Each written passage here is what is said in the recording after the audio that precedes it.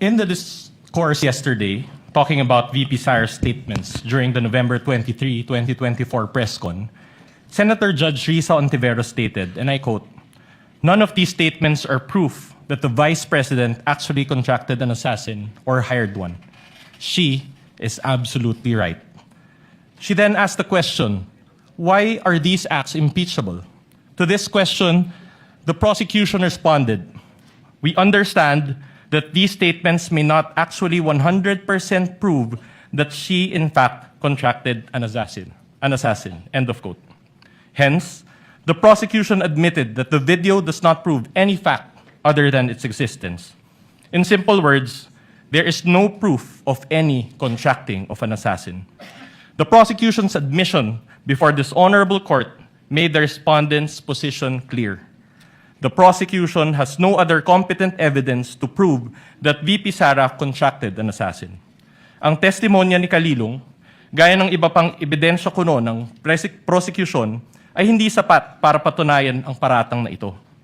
Trying to prove this stretched narrative using a hodgepodge of materials is a waste of this honorable court's time and the Filipino people's money. Si VP Sara na mismo ang nagsabi na hindi assassin ang kinausap niya. This term only came from people who took her statements out of their proper context and tried to exaggerate them for what they really meant. The truth of the matter is this: she and her family were threatened, and while her response was unconventional, it was justified. What triggered her response was a question about Operation Romanov, which is the plot to eliminate VP Sara and her entire family. The NBI's own records prove this. In the minutes of the meeting of Dempsey Reyes' interview, he said, and I quote, "May press con kasi earlier than that, sabi niya, parang hindi lang niya gusto daw, sabi lang niya gusto daw siyang patayin daw, according to her, ni Speaker. That was during a press conference the day before, November 2022. End of quote. During the virtual press con, Princess Maui mentioned Operation Romanov again and even warned her about her safety. Reyes talked about it, Princess Maui reiterated it, but the NBI gaslighted it.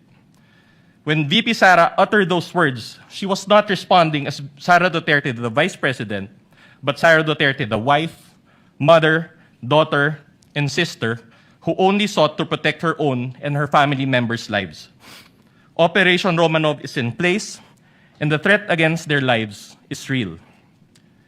VP Sara became the target of unauthorized intelligence and surveillance operations by government operatives that exposed her family to high-level risks and security threats, thereby causing intense trauma and uncontrollable fear. Her homes in Davao and Manila were profiled, and this is proven by classified casing reports. Her trusted security personnel were removed.